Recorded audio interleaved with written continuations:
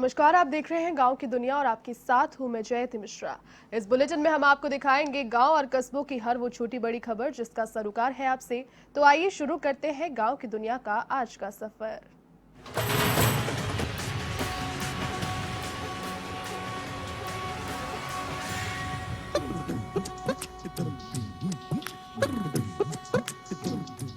चित्तौड़गढ़ के उपनगर चंदेरिया में 122 लाख रुपए की लागत से बने उप रजिस्ट्रार भवन का मुख्यमंत्री अशोक गहलोत ने वीडियो कॉन्फ्रेंसिंग के जरिए उद्घाटन किया।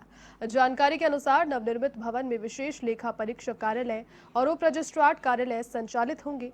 मुख्यमंत्री अशोक गहलोत ने कहा कि इससे आम जनता को फायदा मिलेगा। अब लोग सहकार से जुड़े कार्य आसानी से कर पाएंगे।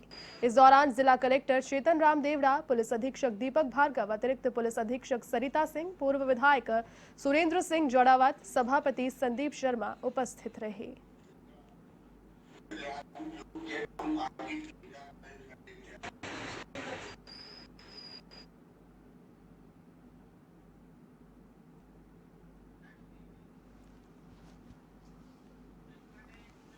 पश्चिम राजस्थान के सबसे बड़े जल स्रोत जवाई बांध के जलस्तर की जानकारी अब ऑनलाइन पर मिलेगी। हर 2 घंटे में वेबसाइट और ऐप पर लोग बांध के जलस्तर से जुड़ा अपडेट देख पाएंगे।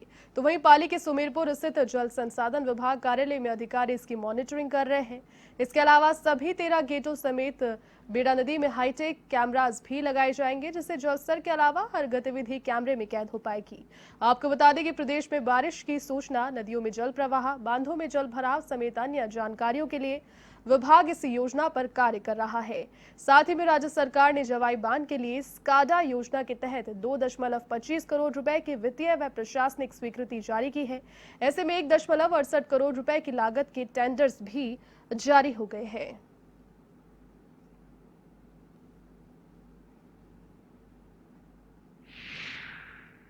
एक तरह से अकेले कैमरे लगाने का कोई प्रोजेक्ट हमारे यहाँ नहीं है, लेकिन अभी स्काडा सिस्टम के अंतर्गत पूरे गेटों का ऑटोमाइजेशन का काम जो है प्रस्तावित है, जिसमें हमने 2.25 करोड़ की स्वीकृति सरकार ने जारी की है। टेंडर आमंत्रित हो चुके हैं और करीब 1 करोड़ 68 लाख के कार्यादेश शीघ्र ही जारी होंगे टेंडर की स्वीकृति के बाद। उस कार्य के अंदर सभी 13 गेटों पे कैमरे लगेंगे। पानी की आवक की जांच के लिए बेड़ा नदी के ऊपर भी अलग से जो है ऑटोमेटिक नदी के गेज रिकॉर्ड करने का सिस्टम लगेगा, वहाँ भी कैमरा सिस्टम होगा। खबर उदयपुर के सेमारी से है, जहां पर तहसील कार्यालय परिसर में पौधारोपण कार्यक्रम का आयोजन किया गया। बारिश के मौसम के चलते तहसील परिसर में साफ सफाई के दौरान दर्जनों किस्म के पौधे लगाकर संरक्षण का संकल्प लिया गया।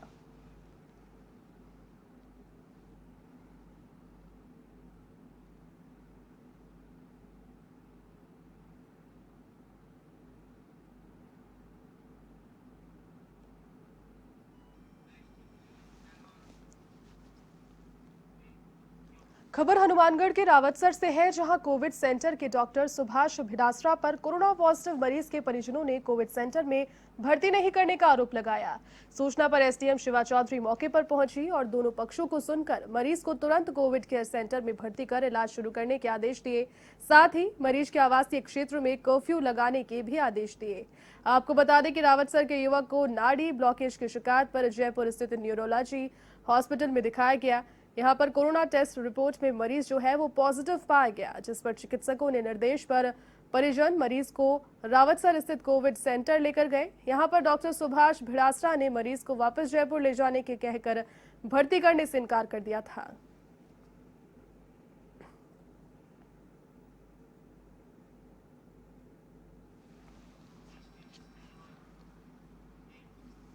अब खबर भरतपुर से है, जहां नए रेंज आईजी संजीव नर्जरी बयाना दौरे पर रहे और पुलिस कोतवाली पहुंचकर अधिकारियों की मीटिंग ली।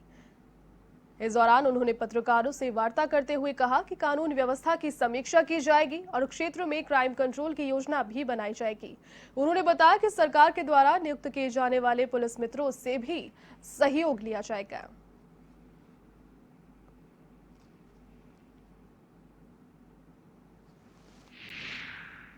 जगह में हर समय पुलिस हर जगह में नहीं पहुंच सकते।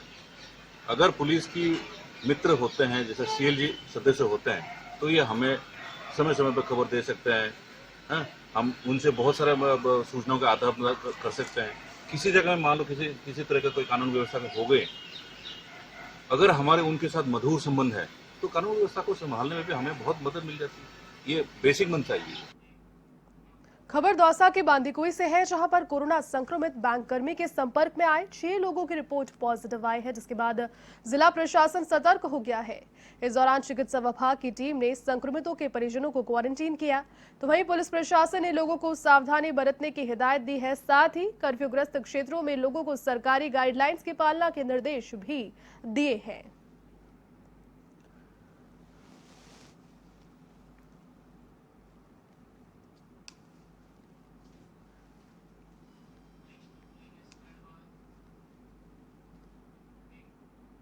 प्रदेश में कोरोना का जो संक्रमण है वो लगातार बढ़ता ही जा रहा है, लेकिन लोगों में कोरोना का डर कम होता जा रहा है। मामला उदयपुर के गोगुंदा का है। यहां पर चिकित्सा विभाग की लापरवाही कारण एक कोरोना संक्रमित युवक आधे घंटे तक सामुदायिक स्वास्थ्य केंद्र में घूमता रहा, जबकि स्वास्थ्य केंद्र में कई लोग उस वक्त मौजूद थे। इतना ही नहीं, अस्पताल के एक संविदाकर्मी ने संक्रमित युवक को उसी के वाहन से उदयपुर के लिए रवाना कर दिया। जानकारी के अनुसार समीजा गांव का एक युवक 3 जुलाई को मुंबई से आया, जिससे एमबी चिकित्सालय में कोरोना की उसने जांच कराई, जिसके बाद जो उसकी रिपोर्ट थी वो पॉजिटिव आई।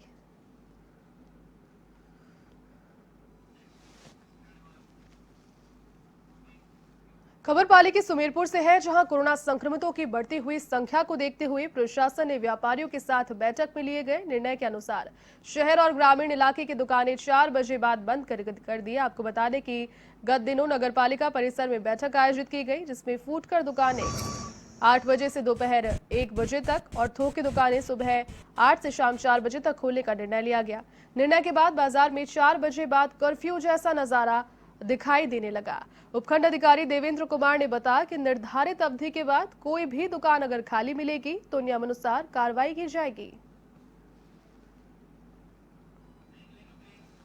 राजधानी में यातायात की कमान संभालने के बाद अब डीआईजी राहुल प्रकाश को सरकार ने अतिरिक्त police commissioner law and order की अहम जिम्मेदारी सौंपी है। जिम्मेदारी सौंपे जाने के बाद राहुल प्रकाश ने अब जयपुर कमिश्नरेट में अतिरिक्त पुलिस कमिश्नर का कार्यभार संभाल लिया। कार्यभार संभालने के बाद राहुल प्रकाश ने अपराध में कमी लाने के लिए अब कड़ी नाकाबंदी के प्रयास भी शुरू कर दिए हैं। अतिरिक्त police commissioner law and order की कमान संभालने के बाद डीआईजी राहुल प्रकाश से खास बातचीत की हमारे संवाददाता यादवेंद्र शर्मा ने। ट्रैफिक का बेड़ा संभालने के बाद डीआईजी राहुल प्रकाश को जयपुर कमिश्नरेट में एक अहम जिम्मेदारी दी गई है और अब लॉ एंड ऑर्डर का एक कार्यभारी संभाल रहे हैं। और किस तरह रहेगी पूरी कार्यप्रणाली और किस तरह की नई जिम्मेदारी दी गई है और किस तरह की चुनौतियां रहेंगी, उसको जानने के लिए राहुल प्रकाश जी हमारे साथ हैं। सर, आपको सबसे पहले बहुत बहुत बधाइयाँ।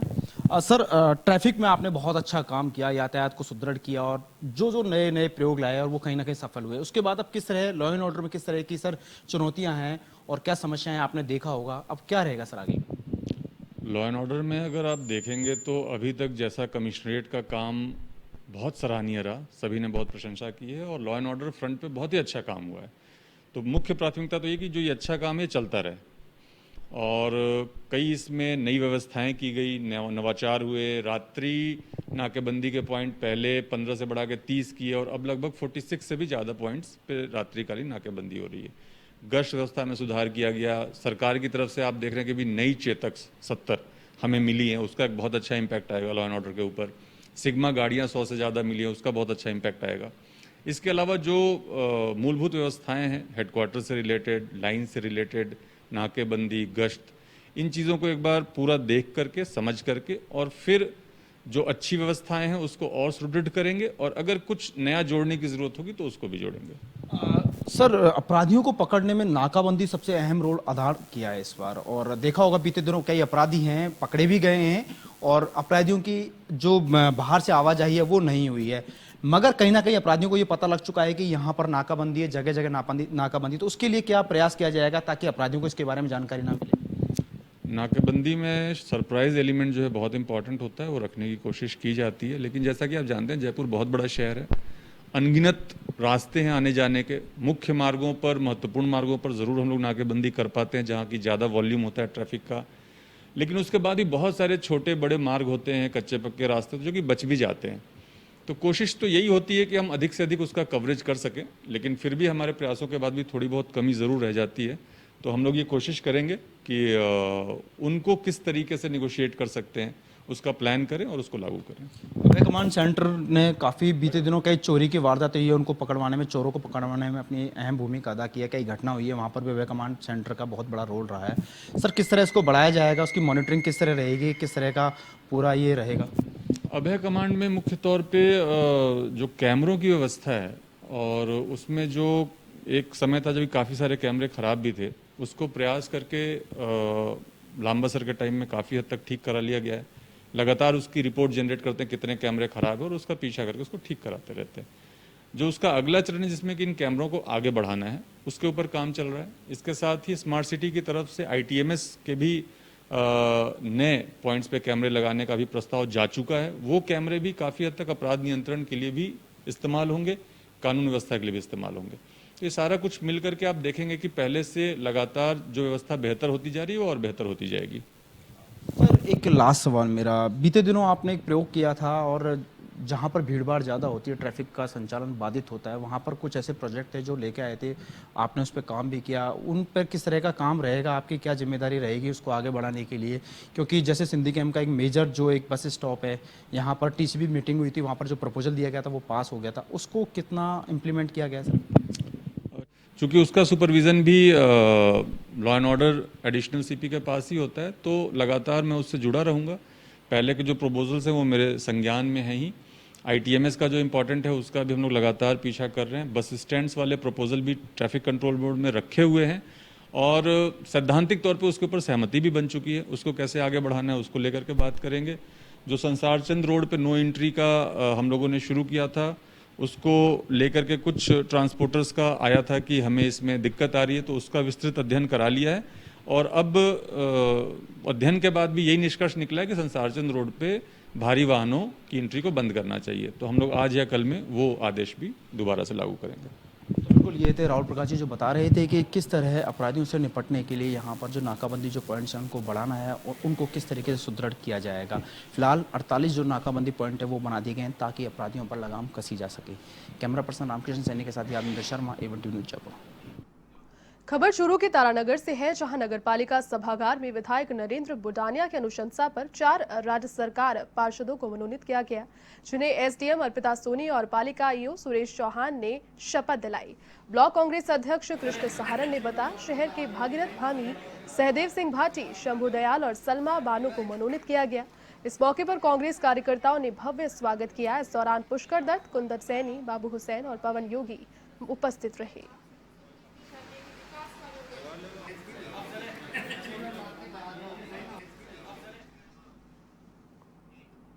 खबर नागौर के मुंडवा से है, जहां कुचेरा कस्बे में नगरपालिका चुनाव को लेकर जो हलचल है वो तेज हो गई है। भाजपा मंडल की ओर से नगरपालिका चुनाव को लेकर पार्क में बैठक का आयोजन किया गया, जिसमें भाजपा युवा मोर्चा जिलाध्यक्ष लक्ष्मी नारायण ने कहा कि आगामी नगरपालिका चुनाव में भाजपा 25 सीटों पर अकेले चुनाव लड़ेगी, किसी भी पार्टी के साथ गठबंधन नहीं करेगी और पार्टी को एकजुट रहकर चुनाव लड़ने का आह्वान किया।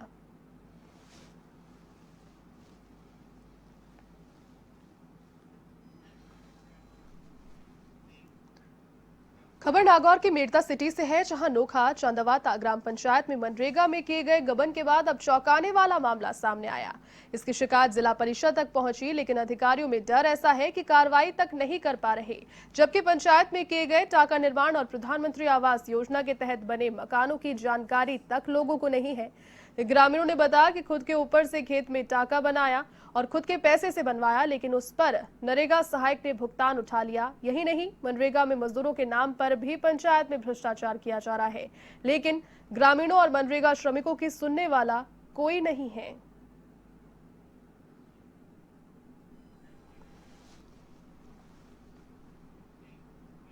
खबर बारा के शाहबाद से है, जहां देवरी में हाड़ौती ब्लड डोनर सोसाइटी के तत्वाधान में रक्तदान शिविर का आयोजन हुआ। इस शिविर में क्षेत्र के युवाओं ने बढ़ चढ़कर हिस्सा लिया। वहीं इस दौरान करीब 121 यूनिट रक्त का संग्रहण किया गया। इस अवसर पर वरिष्ठ कांग्रेसी नेता हरिओम गुप्ता, डॉक्टर सुधीर मिश्रा समेत कई लोग उपस्थित रहे।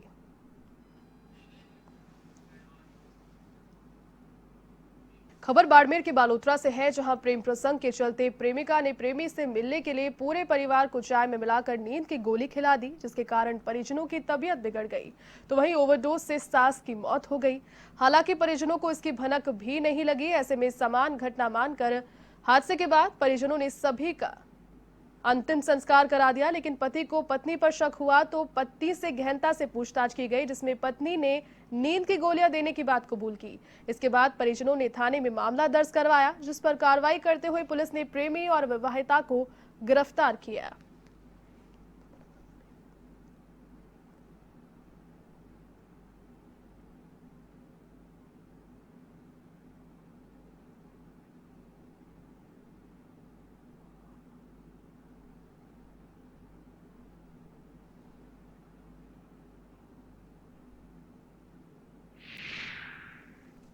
परिषद बूंदी के लिए जिन पार्षदों का मनोनयन किया है,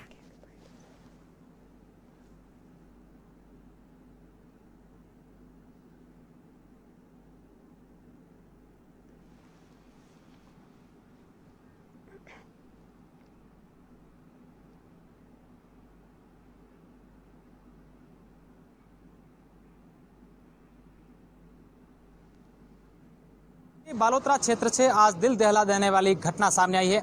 घटना इस प्रकार है कि एक विवाहिता ने अपने प्रेमी के साथ मिलकर पूरे परिवार के सदस्यों को नींद की गोलियां दे दी, जिससे पूरा परिवार बेहोश हो गया और उस घटना में उसकी सास की मौत हो गई है।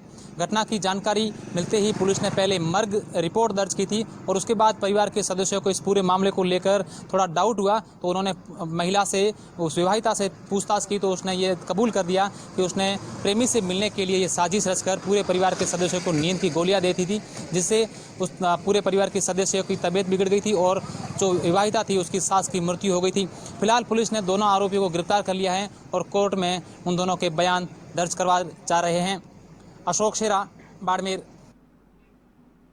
खबर अलवर के बानसूर से है, जहां पर हरसोरा बाईपास पर बेखौफ बदमाशों ने जमीनी विवाद को लेकर फायरिंग कर दी, जिससे लोगों में दहशत का माहौल है। जानकारी के मुताबिक 2 गाड़ियों में भरकर आए बदमाशों ने फायरिंग की इस वारदात को अंजाम दिया और फरार हो गए। तो वहीं थाना प्रभारी नरेश चंद्र शर्मा ने बताया कि जमीनी विवाद को लेकर बदमाशों ने फायरिंग की। ऐसे में अब पुलिस बदमाशों की तलाश में जुट गई है।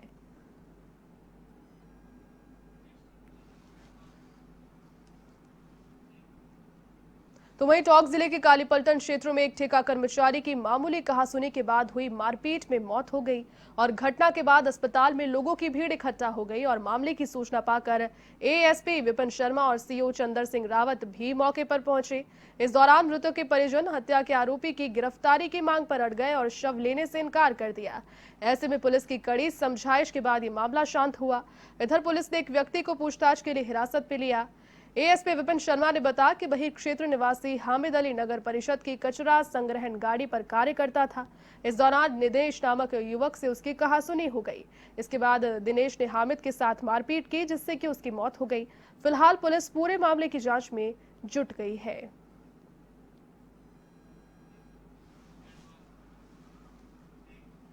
खबर राजधानी के हरमाड़ा से है, जहां नींदड़ आवासीय योजना में बने चेतन पर्वत पर स्थित मंदिर को चोरों ने निशाना बनाया और मंदिर में लगे दान पात्र को चुराकर फरार हो गए। मामले की सूचना मिलने पर हरमाड़ा पुलिस मौके पर पहुंची और घटनास्थल का मौका मुआयना किया। आपको बता दें कि मंदिर में जब पुजारी पूजा करने गए तो दान पात्र जो था वो वहां से गायब मिला। आसपास में जब उसको ढूंढा तो दान पात्र वहां नहीं मिला।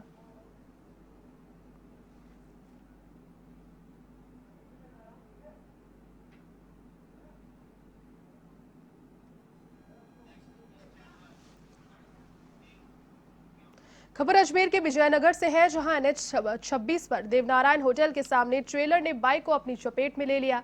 हादसे में बाइक सवार 2 लोगों की मौत हो गई, तो वहीं गंभीर घायल महिला पारसी जाट को अजमेर रेफर किया गया। सूचना पर सीओ ब्रजमोहन असवाल, एएसआई उगम सिंह मोतीलाल मोटरी स्थल पहुंचे और शव का पोस्टमार्टम करवाकर शव परिजनों को सौंपा।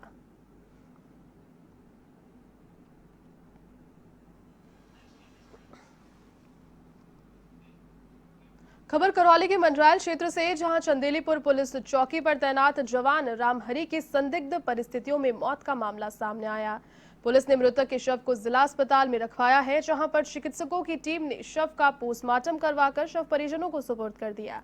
दूसरी ओर पुलिस पूरे मामले की जांच पड़ताल में फिलहाल जुट गई है। गांव की दुनिया के आज के सफर में फिलहाल के लिए बस इतना ही। देश और दुनिया की तमाम बड़ी खबरों को देखने के लिए आप देखते रहिए A1 TV। नमस्कार।